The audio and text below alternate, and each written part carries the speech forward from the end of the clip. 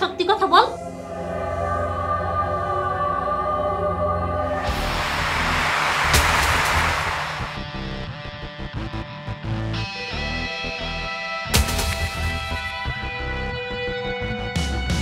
জিয়া ভাই না আমাদের? হ্যাঁ, কি অবস্থা? এ তো মার্ডার হয়ে গেছে। চলেন তাড়াতাড়ি জিয়া ভাইয়ের বউরে খবর দিতে হবে। তাড়াতাড়ি চলেন, তাড়াতাড়ি আসেন। কি ব্যাপার তোমরা এখানে? জিয়া ভাইকে কারা যেন কুপিয়েছে। কোথায়? রাস্তায়। তাড়াতাড়ি চলেন ভাবি, তাড়াতাড়ি চলেন। কোথায় জিয়া? ওই তো সামনে। এই যে, এই যে, এই যে।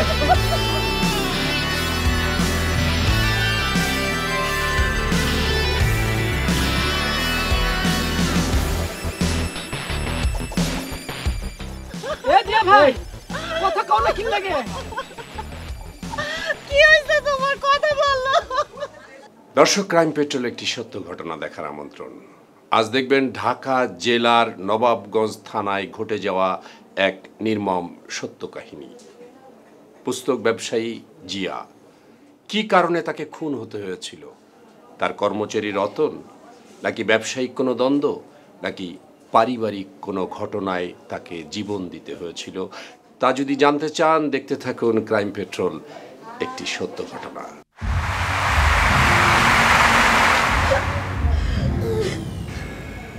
আপনার হাজবেন্ডের সাথে কি কারো কোনো শত্রুতা ছিল? ও খুব ভালো মানুষ ছিল। নাসিমা আপা, আপনি তো আপনার দোকানের কর্মচারীর কথা বললেন না, স্যারকে বলেন। দোকানের কর্মচারী সম্পর্কে কি জানেন বলেন তো? স্যার, গতকাল রাতে আমি রতনকে ফোন করেছিলাম। রতনের কথা একটু এলোমেলো ছিল। ও প্রতিদিন আমার স্বামীর সাথে বাসায় ফিরে আসে, কিন্তু কাল সে আসেনি। ওর মোবাইল নাম্বারটা আছে আপনার কাছে?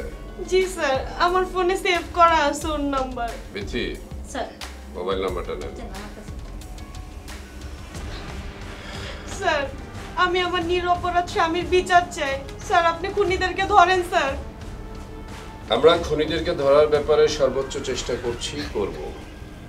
মঞ্জুর স্যার, ওনাদেরকে নিয়ে যান, একটা এফআইআর করবেন, মার্কেটে খোঁজ নেবেন কারোর সাথে কোনো সমস্যা ছিল কিনা, কিংবা অন্য কোনো কিছু আছে কিনা। আর যে কর্মচারীর কথা বলছে ওটিকে ওয়াচ করেন, যদি মনে করেন নিয়ে আসবেন থানায়, ঠিক আছে? জি স্যার। আপনি একটু যান ওনাদের সাথে, আমরা একটা এফআইআর দিই। Thank you. চলুন।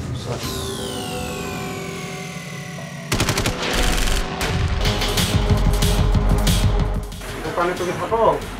আজকে থাকে না? তোমার মাহাজন থাকে? আচ্ছা, নয়ন নামে কাউকে ছিল নাকি? রতন, রতন নামে ছিল না? ঠিক আছে।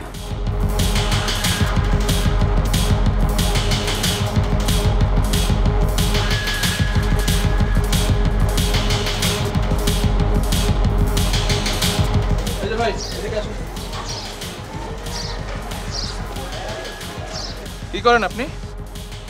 দোকানে চাকরি করেন? এই দোকানে চাকরি করেন? আচ্ছা, জিয়া নামে যে একজন খুন হয়েছে তাকে চেনেন? কিন্তু তো ওনার ওই মার্কেটে দোকান ছিল, উনি তো দোকান তো বন্ধ স্যার। আচ্ছা, দোকান বন্ধ না? ওই দোকানে একটা কর্মচারী ছিল, ওর নাম রতন। হ্যাঁ, ওকে চেনেন? চিনি। ও তো কয়েকদিন ধরে আসে নাকি। কিরকম টাইপের ছেলে ছিল? দেখতে শুনতে ভালো, তাই মাথায় একটু সমস্যা আছে, পাগলা টাইপ। তার মানে পাগল? ওই টাইপের। স্যার, আমরা পাগলকে খুঁজে বেড়াচ্ছি নাকি? আরে না, দাঁড়ান তো। শোনেন, যদি রতনের সঙ্গে দেখা হয় অবশ্যই থানায় আমাদের জানাবেন, ঠিক আছে? আচ্ছা।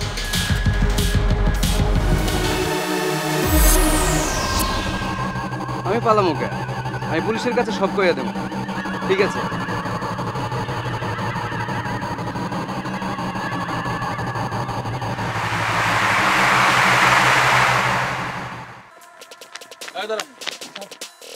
কিরে, রতনকে পেয়েছিস?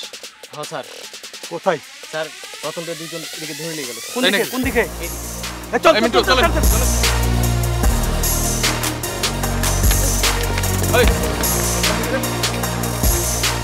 এই কোন দিকে?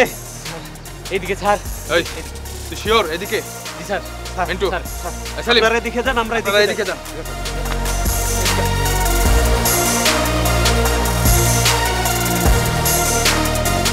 রতনকে ফোন দেন। কারে ফোন দিবে স্যার? আরে বললাম না রতনকে। এই কোন দিক নিয়ে গেছে রে? কোন দিক? স্যার এদিকে নিয়ে গেছে, আমি নিজে চোখে দেখেছি স্যার। ওই এই সব জায়গা খুঁজলাম, দেখতে পেলাম না। হ্যালো, হ্যাঁ রতন, তুমি কোথায়? আমি রতন না, এই যে ফোন এইটা এখানে পড়েছিল। ওমা, কি হলো? ভাই এখানে একটা লাশ পড়ে আছে। কোথায়? এই যে লিচু বাগানে। আচ্ছা আচ্ছা, আপনি ওখানে থাকেন, আমরা আসছি। কি বললো? সর্বনাশ হয়ে গেছে। কি? একটা লাশ পড়ে আছে বাগানে। লাশ? চলেন বুঝি। এই পুলিশ তো এসে আবার পেজ দিয়ে আমারই দরকার নেই আর সামনে। এটা সারেরা যাচ্ছে।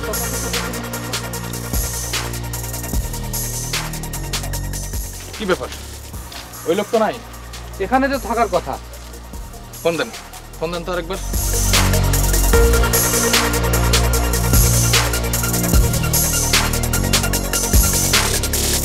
ফোন তো বন্ধ।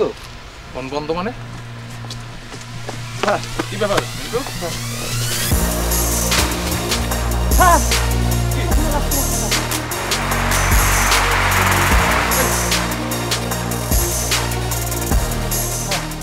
আপনি এক কাজ করেন, লাশের ব্যাগ, ক্রাইম সিন সব কিছু নিয়ে আসুন, সব ব্যবস্থা করেন। হ্যাঁ আচ্ছা ঠিক আছে, আমি ফোন দিচ্ছি স্যার, থানাতে ফোন দিচ্ছি। স্যার আর একটু আগে আসলে বোধ হয় উদ্ধার করতে পারতাম জীবিত স্যার। দেন দেন, ফোন দেন। হ্যালো, হ্যাঁ মুন্সি সাহেব, হ্যাঁ আমি মিন্টু বলছি। ওই যে আপনার ওখানে কনস্টেবল আছে, ওনাকে বলেন যে করিমের মোড়ের এখানে একটা লাশ পড়ে আছে, আমরা তো লাশের ব্যাগ নিয়ে আসিনি, উনি যেন খুব তাড়াতাড়ি লাশের ব্যাগটা নিয়ে আসে। হ্যাঁ হ্যাঁ হ্যাঁ হ্যাঁ হ্যাঁ হ্যাঁ হ্যাঁ পাঠাই দেন। আমি দেখে নিচ্ছি তাকে। ঠিক আছে, ওকে আচ্ছা না স্যার। স্যারের সঙ্গে একটু কথা বলে নিন। হ্যাঁ স্যার, মোবাইল অন, টালি অন স্যার।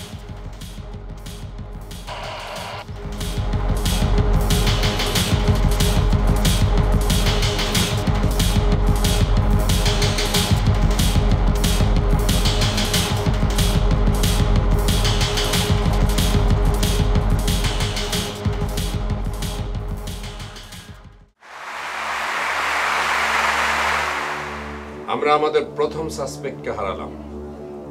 আমরা এই মামলাটাকে যত সহজ মনে করেছিলাম, আসলে এই মামলাটা তত সহজ নয়। এর ভেতরে নিশ্চয়ই অনেক কিছু আছে যেটা আমাদের দৃষ্টির আড়ালে চলে যাচ্ছে। খবর স্যার, জিনিসটা অনেক গুরুত্ব দিয়ে দেখা দরকার। Sure sir. এই সাসপেক্ট স্যার আমি আমার স্বামী হারালাম, কর্মচারী হারালাম, এখন আমার স্থান স্যার। আমি কি তাহলে জমি জমা বিক্রি করে চলে যাব স্যার? রতন আপনার হাজবেন্ডের খুনের ব্যাপারে হয়তোবা কিছু একটা জানতো। সে যদি পুলিশের কাছে খবরটা দিত, তাহলে হয়তোবা তাকে অকালে মৃত্যুবরণ করতে হতো না। একটা কথা কি জানেন, পুলিশ আর ডাক্তারের কাছে কখনো সত্য গোপন করতে হয় না। আপনার ধারণা কি স্যার আমি কিছু লুকাচ্ছি? অনেক সময় ভিকটিমের দুর্বল দিক অথবা ঠিক এরকম আশেপাশের কিছু জিনিস বাদীপক্ষের লোক জেনেও না জানার ভান করে। এতে আমাদের তদন্তে বিঘ্ন হয়, আমাদের তদন্তের অগ্রগতি কমে যায়। আপনার কাছে আমার অনুরোধ, আপনি যদি কিছু জেনে থাকেন প্লিজ আমাকে বলুন। কিভাবে যে বলি স্যার? প্লিজ কিচ্ছু লুকাবেন না, আপনি যা জানেন নির্ভয়ে বলুন। বইয়ের ব্যবসার পাশাপাশি ওর 2 নম্বরই ব্যবসাও ছিল, যদিও সে কখনো আমাকে কিছু জানায়নি। কার সাথে ছিল জানেন? না স্যার, ও কখনো আমাকে বলেনি, কিন্তু আমি পরে শুনতে পেয়েছি। স্যার আমি আমার স্বামীর বিচার চাই। আপনার স্বামী হত্যার বিচার আমি করার চেষ্টা করছি, আমি চেষ্টা ত্রুটি করব না, আপনি পাবেন ইনশাআল্লাহ। আপনি একটু ধৈর্য ধরুন, ঠিক আছে? Thank you. আপনি আসুন, আমরা একটু মিটিং করে নিই।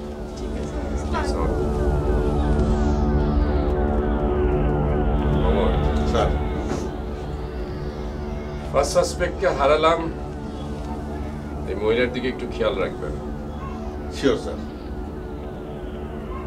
মামলাটা কিন্তু এত সহজ না, মামলাটা কঠিন। Right sir. আমার কাছে মনে হয় শস্যের ভেতর মধ্যেই ভূত লুকিয়ে আছে। তবুও যতক্ষণ পর্যন্ত আমরা স্ট্রং কোনো এভিডেন্স না পাচ্ছি ততক্ষণ পর্যন্ত আমরা কাউকে কিছু বলবো না, বাট আমরা আমাদের কাজে গিয়ে যাব। ঠিক আছে? ঠিক আছে স্যার, ঠিক আছে। সবাই মাথায় রেখেন জিনিসটা। স্যার ওকে, যান, ঠিক আছে, কাজ করতে থাকেন। স্যার স্যার ঠিক আছে।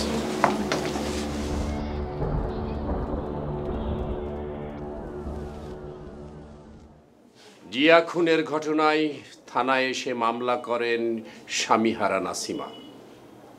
দাঁড়ে দাঁড়ে ঘুরে বেড়াচ্ছেন, কিন্তু পুলিশ হন্য হয়ে খুঁজেও কোনো কুল কিনারা করতে পারছেন না। আইন প্রয়োগকারী সংস্থা খুনের সাথে সম্পৃক্ত সকল দিকে দৃষ্টি দিতে শুরু করে।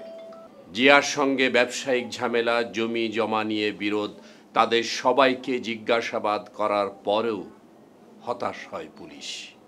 ব্যবসায়ী সংগঠন প্রতিবাদ সভা সমাবেশ করতে থাকে। এমনি করে ৯ মাস অতিক্রম হয়। পুলিশ ৯ মাস পর কিভাবে জিয়া হত্যা রহস্য উদ্ঘাটন করেছিল তা যদি জানতে চান, দেখতে থাকুন ক্রাইম পেট্রোল, একটি সত্য ঘটনা। এতদিন খুনের রহস্য কেন উদ্ঘাটন হয়নি জানেন? আমাদের দৃষ্টি ছিল অন্যদিকে। দীর্ঘ ৯ মাস পার হয়ে গেছে, এখন খুনিরা নিশ্চয়ই নিশ্চিন্তে ঘুমাচ্ছে। আমাদের দৃষ্টিভঙ্গিটা পাল্টাতে হবে। ওই সময় খুন হয়েছিল কিভাবে, ভিকটিমের পরিবার কোথায় ছিল, ভিকটিমের পরিবারের পারফরমেন্স কি ছিল, এই সমস্ত দিকে দৃষ্টি দিয়ে আমরা এখন কাজ করব। প্রয়োজনে ভিকটিমের পরিবারের কাছে এমন কোনো সোর্স পাঠাবেন যে সোর্সের মাধ্যম দিয়ে আমরা প্রকৃত খবরটা পেয়ে থাকতে পারি। স্যার তাহলে কি আমরা ছদ্মবেশে ভিকটিমের বাড়ি যেতে পারি? ছদ্মবেশে আপনারা যেতে পারবেন না, কারণ হচ্ছে আপনারা অনেক দিন এই থানায় চাকরি করেন।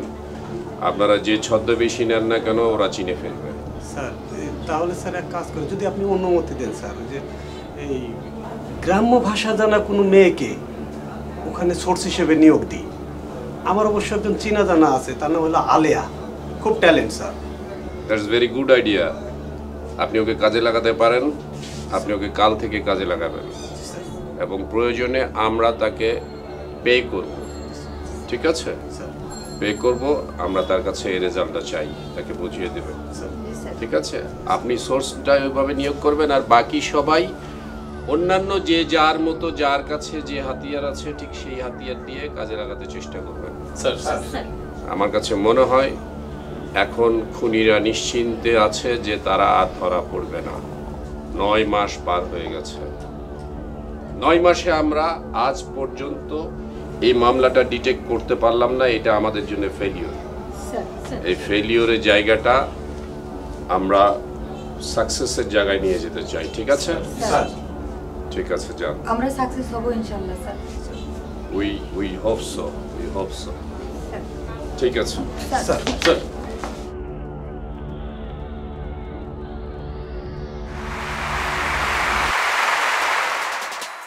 স্যার আসসালামু আলাইকুম। ওয়ালাইকুম সালাম। স্যার আমরা যদি আলুরে ওই বাসায় পাঠাই তাহলে কেমন হয় স্যার? হ্যাঁ ভালোই হয়, কিন্তু ও কি পারবে তথ্য বাইর করতে? আমি পারবো স্যার। আচ্ছা আমি কিছু ইনস্ট্রাকশন দিয়ে দিচ্ছি। তুমি যে আলো পরিচয় থাকবে, কিন্তু তুমি যে সোর্স হিসেবে এখানে কাজ করছো, কাজের মেয়ে হিসেবে আছো, এটা যেন কেউ না জানে, আচ্ছা স্যার। তাহলে তুমি সাকসেস হতে পারবা। আচ্ছা স্যার। ঠিক আছে স্যার?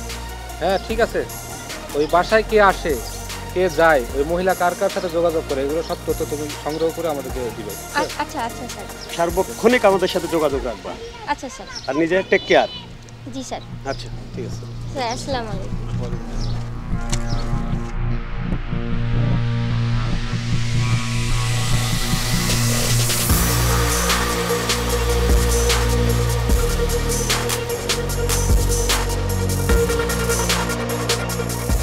মা বাড়িতে কেউ আসেন নাকি?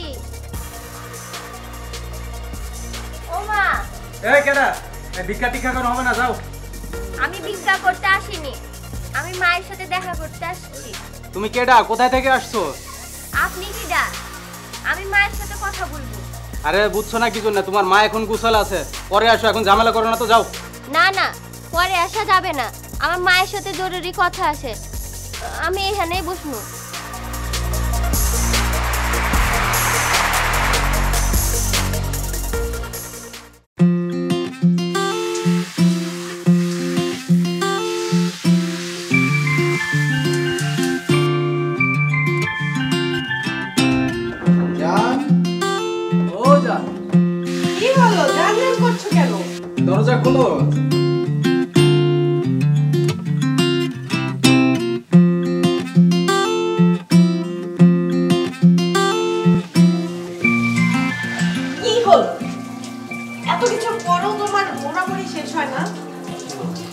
জন্য বাইরে একজন অপেক্ষা করছে, একটা মেয়ে আসছে। কে আসছে? আর একটু থাকো না জান, আর একটু থাকো না, সরো না, আর একটু থাকো। রাগ কইরো না।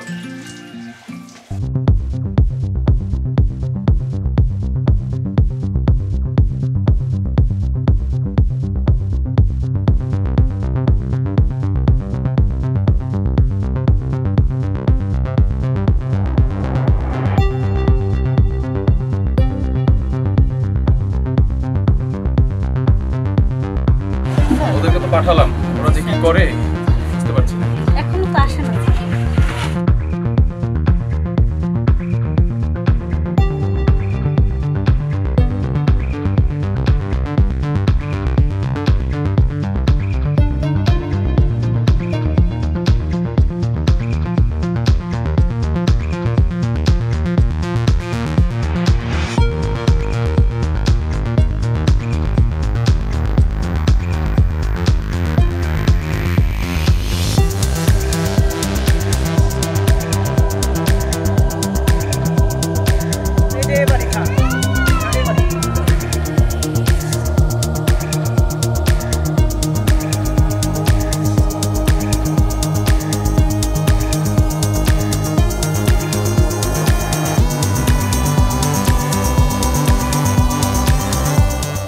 কেউ আছেন না বাইরে আসেন?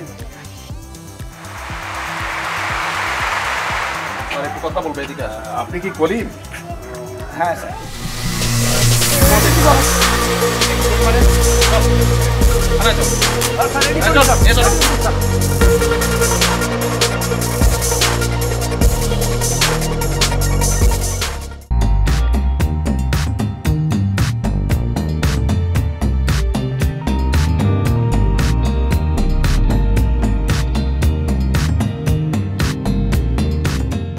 কি চিন্তা করছো? না আসলে চিন্তা করছি যে মেয়েটা আসছে ও কি পুলিশের কোনো ইনফরমার নাকি, আমার সন্দেহ হচ্ছে। পুলিশের ইনফরমার হলে আমাদের কি? আমাদের কি? আমরা তো আর আমার স্বামীকে খুন করিনি, তাই না? তা তো ঠিক। এত ভয় পাওয়ার কি আছে? যত সব। তা ঠিক, কিন্তু তারপরেও সাবধানে থাকতে হবে, বলা তো যায় না। সাবধানে থাকতে হবে, ঠিক আছে। এত ভয় পাও না তো, বাদ দাও। আসুক মেয়েটা, তারপরে জিজ্ঞাসা করবো। আচ্ছা চলো একটু ভেতরে যাই। চলো।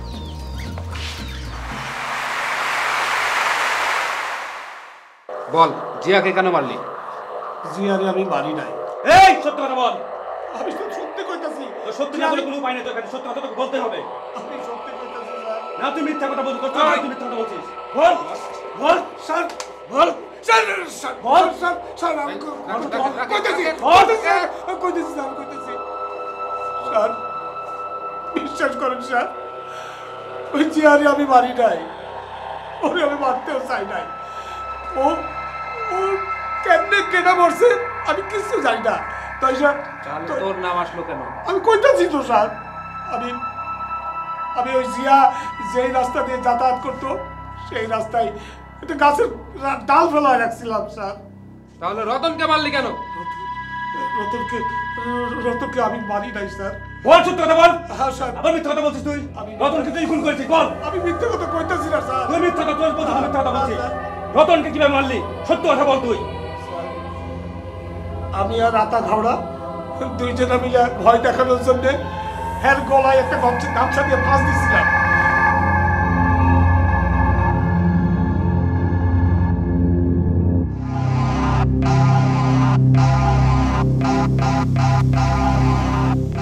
তারপরে যে সে বইটা যাবে এটা আমি বুঝতে পারি। তুই কেন ভয় দেখালি তাকে? কেন ভয় দেখালি?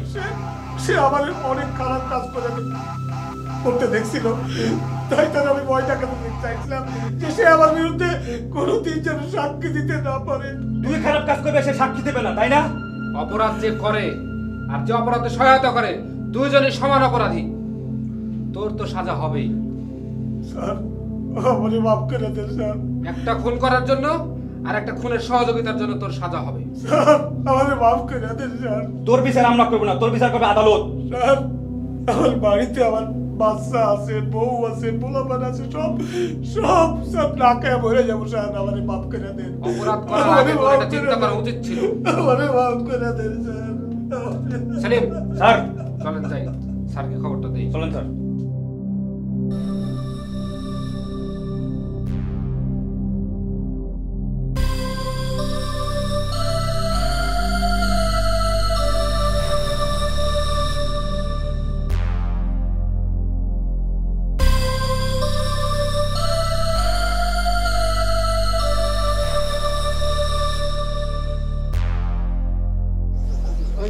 তুমি এত দেরি করলা যে? আরে বাবা, এই সময় বাইরে দেখা করা কত রিস্ক তুমি জানো না? হ্যাঁ, এই সময় ডাকছো কিসের জন্য? তাহলে কি করব? চলো পালিয়ে যাই। আরে পালিয়ে যাবো, পালিয়ে গিয়ে খাবা কি? থাকবা না? তার জন্য একটা টাকার দরকার হবে না? তো এক কাজ করো, তোমার যে জায়গা জমি আছে সব বিক্রি করো, বিক্রি করে চলো পালাই। সেই জায়গা জমি তো আমি একা পাবো না। আরে বাবা, তুমি একা পাবা না বুঝলাম তো, যে তোমার ওয়ারিশ নাই, তোমার বাচ্চা হয় না, তো সমস্যা কি? তোমার ভাগের যতটুকু এতটুকু বেচে চলে যাই। আর না হলে এক কাজ করি, আমি ঢাকা চলে যাই, তুমি হচ্ছে পরে আসো, ঠিক আছে? না না, তুমি ঢাকা চলে যাবা মানে? আমি এখানে একা কিভাবে থাকবো? আমি তোমাকে ছাড়া বাঁচবো না। আরে বুঝছো না কেন, দুইজন থাকলে ফাঁসে যাইতে পারি, তার থেকে আমি চলে যাই, তুমি পরে আসো। না চলো, যেখানেই যাবো একসাথে যাবো। আচ্ছা ঠিক আছে, চলো এখন কোন একটা ব্যবস্থা করি, আগে কে জমি কিনে এরকম লোক হচ্ছে আমরা দেখি। চলো ঘরে যাই। চলো ঘরে যাই। একটা ইয়ে দাও, ঘরে চলো তো।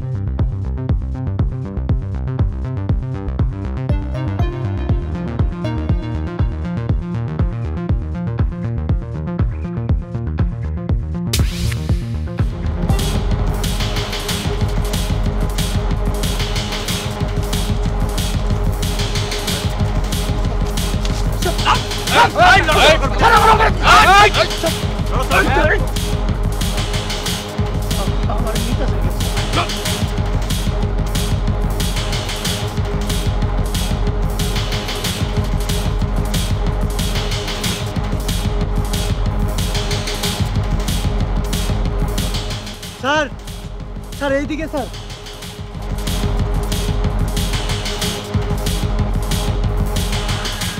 এই কোন দিকে?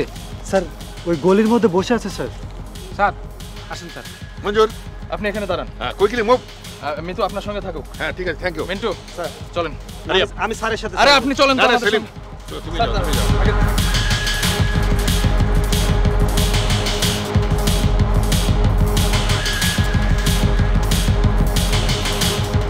শোনো, তুমি তাহলে যাও।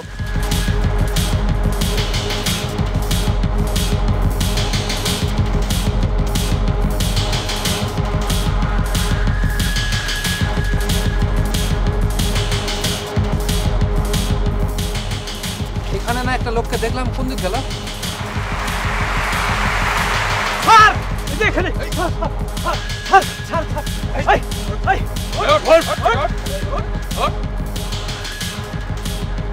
এই ওঠ ওঠ, নালে কিন্তু ভুল করবে। এই ওঠ ওঠ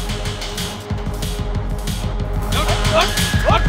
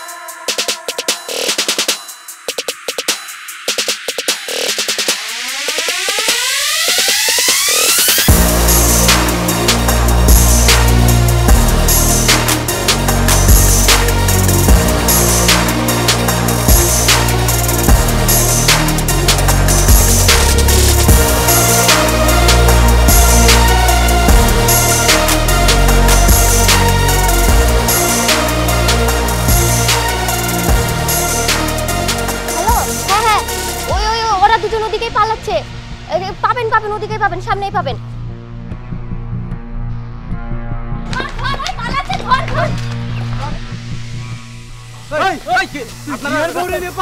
ছি ছি, কি বলছেন এগুলো? আরে খারাপ বেটি।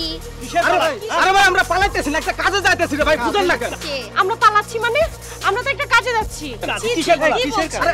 ছাড় আমাকে, আমাকে ধরছিস কেন? আরে খারাপ, পুলিশ আসছে। আরে ভাই পুলিশ থাম। আরে দাদা, তোর বাড়ি থেকে আমি কাজ করতে আসছি, তোরে ধরার লেগে আসছি। ধরার জন্য আসছিস মানে? তুই কি পুলিশ নাকি? পুলিশ আসছে, তারপরে বুঝতে পারবি।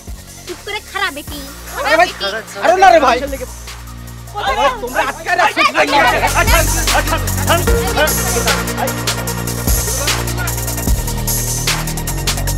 চল চল স্যার, আমরা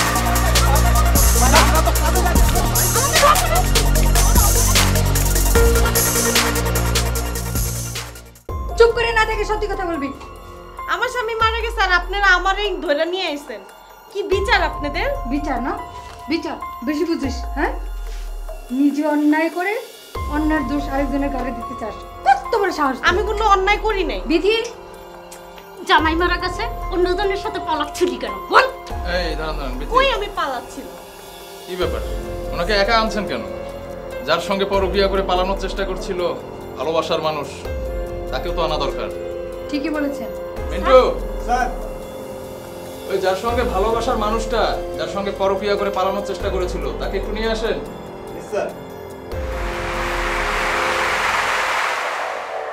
চল দা ম্যাডাম, আপনি ওই সাইডে দাঁড়ান। কি রে? এই, ওনাকে চেনেন? উনি সেদিন বলতেছিল জিয়ার মামলার জন্য নাকি আমাকে কোর্টে নিয়ে যাবে, ওই আর কি, তাই দেখা হয়েছিল। এই ছাড়া চিনি। একজন অপরিচিত লোকের সঙ্গে ঢাকা চলে যাচ্ছিলেন? তাহলে ব্যাগ নিয়ে যাচ্ছিলে কেন? স্যার, ভাবছিলাম ঢাকায় খালার বসে উঠবো, তাই কটা কাপড় চোপড় নিতেছিলাম। এই কি এগুলা তুমি উল্টা পাল্টা বাবা? তোমার মাথা ঠিক আছে? স্যার, পরে কি খুব বেশি মারছেন নাকি? উল্টা পাল্টা না। কি তুমি কি রিহার্সালটা ঠিকমতো করো নাই? স্যার আমি কি একটু দেখাবো? না না, বিথি একটু রিহার্সালটা করুন। বিথি একটু রিহার্সাল করেন তো। রিহার্সাল তো করি স্যার, কিন্তু স্বীকার যাচ্ছে না স্যার। বল, সত্যি কথা বল। স্যার স্যার, ওরে মারেন না স্যার, আমি সব স্বীকার করছি। তা বল, তুই বল স্যার, তোর মুখ দিয়ে বল। স্যার আমি কি স্বীকার করবা তুমি? ওরে খুব ভালোবাসি স্যার, সেজন্য আমি ওর স্বামীরে মারছি স্যার। তুমি মিথ্যা কইতাছো কেন? এই বলতে দে, ওকে বলতে দে। স্যার, ও মিথ্যা কইতাছে। আমি ওরে ভালোবাসি দেখে আমার স্বামীরে আমি খুন করে লাইছি। স্যার এইভাবে হবে না, আমি একটু একটু পরীক্ষা করে নি স্যার, দেখি কার ভালোবাসা কত।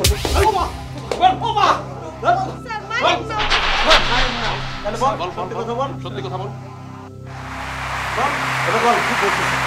বলছি বল। স্যার স্যার, তাহলে শুনেন কিভাবে মারছি। একদিন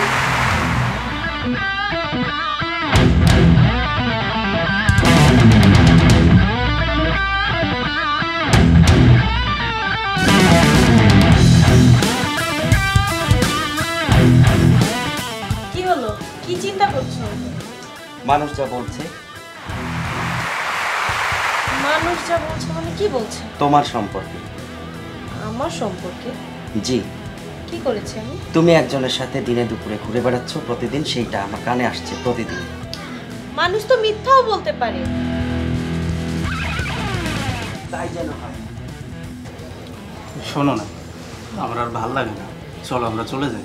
আরে যাবো তো অবশ্যই। ও হচ্ছে আমার নামে 10 কাঠা জমি লিখে দিবে বসে, ওইটা ভাও করে ফেলছি। আগে ওইটা নিয়ে নি, দেন পালিয়ে যাবো। তোমার জমি, তুমি যখন ওরে আদর করো না, আমার খুব মেজাজ খারাপ। আরে বাবা, বুঝি তো, পাগল একটা। বুঝো, কিন্তু আমার যে কতটা খারাপ লাগে তুমি জানো। আমার জানটা আমি বুঝি তো।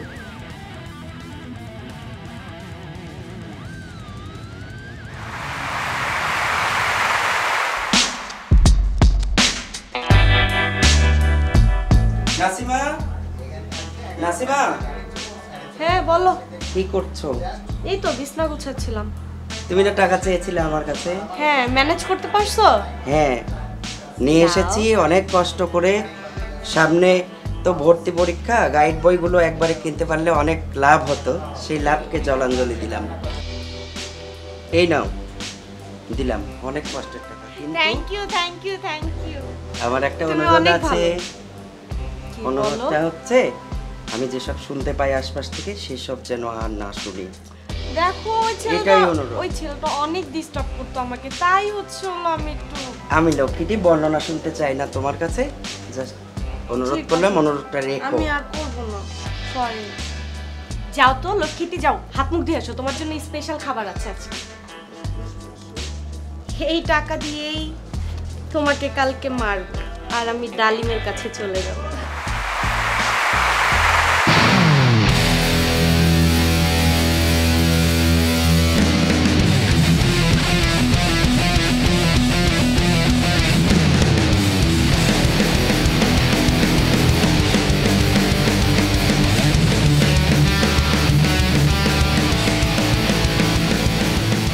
আমাকে ৮০,০০০ টাকা দেওয়ার কথা, টাকাটা দেন।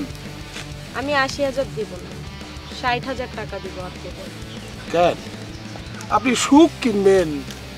সুখের মূল্য তো মাত্র ৬০,০০০ টাকা। ৬০,০০০ টাকা দিয়ে আপনি সুখ কিনবেন না? শোনেন, বাকি ২০,০০০ টাকা কখন কিভাবে দিবেন সেটা কি ভাবছেন? আমি তো আপনাদের বললামই আমি ৬০,০০০ টাকা দিব, আমি ৮০,০০০ টাকা দিতে পারবো না। যাই হোক, টাকাটা নগদ আছে তো?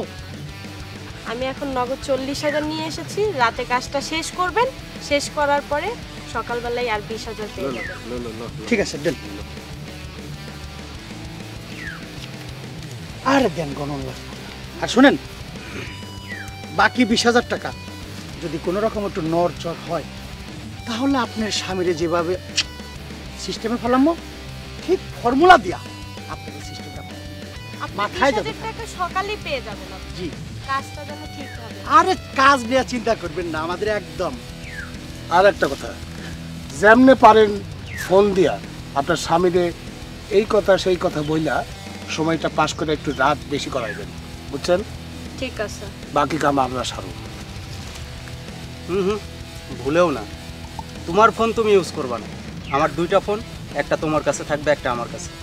আমার ফোন দিয়ে তুমি আমারই ফোন দিবে, আর আপনাদের ও ফোন দিবে না। আমি ঠিক সময় মতো আপনাদের জানিয়ে দেবো, ঠিক আছে? ওকে, ঠিক আছে, তাহলে কথা এটাই রইল। যান। হ্যাঁ, কই তুমি? এখন কি বাসায় আসবে তুমি? হ্যাঁ, দোকান বন্ধ করলাম, এখনই আসবো। তোমাকে যে আমি একটা জিনিস আনতে বলছিলাম, সেটা কি আনছো? ওদিকে গেলে তো ঘন্টা 2 লেগে যাবে। ঘন্টা 2 সময় লাগলেও সমস্যা নাই, নিয়ে আসো। আচ্ছা আচ্ছা।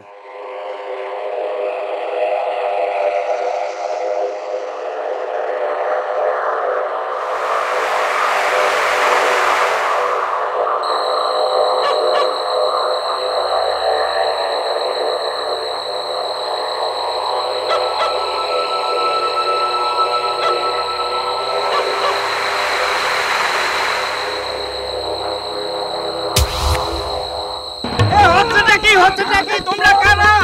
বাঁচাও! কেউ একজন বাঁচাও!